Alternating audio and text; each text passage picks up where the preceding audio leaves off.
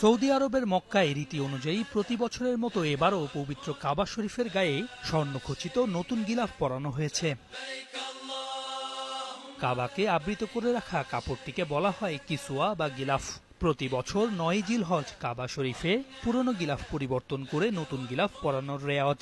হাজিরা আরাফাত থেকে ফিরে এসে নতুন গিলাফ দেখে মুগ্ধ হন। পুরাতন গিলাফটি খুলে তা কেটে বিভিন্ন মুসলিম দেশের সরকার প্রধানদের উপহার দেয়া হয়।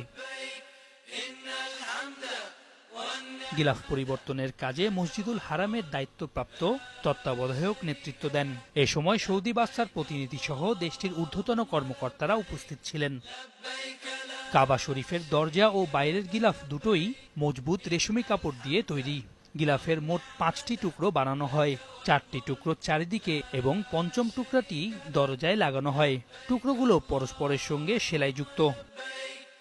কাবা শরীফের গিলাফের প্রতিটি কাপড়ের জন্য প্রয়োজন হয় ৬৭০ কেজি রেশম, ১৫০ কেজি স্বর্ণ ও রূপার চিকন তার।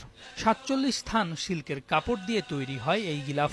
এর আয়তন ৫৫৮ বর্গমিটার। প্রতিটি থান ১ মিটার লম্বা, ৯৫ সেন্টিমিটার চওড়া, যা পরস্পরের সঙ্গে সেলাই করা। প্রতি বছর একটি সতর্কতামূলক সহ মোট ২টি গিলাফ তৈরি করা হয়। হাতে তৈরি করতে সময় লাগে ৮ থেকে ৯ মাস। অন্যটি মেশিনে তৈরি করা হয় ১ মাসে। মক্কার উম্মুদ জুদ নামক এলাকার বিশেষ কারখানায় এগুলো তৈরি করা হয়। সৈয়দ ইফতেখার, সময় সংবাদ।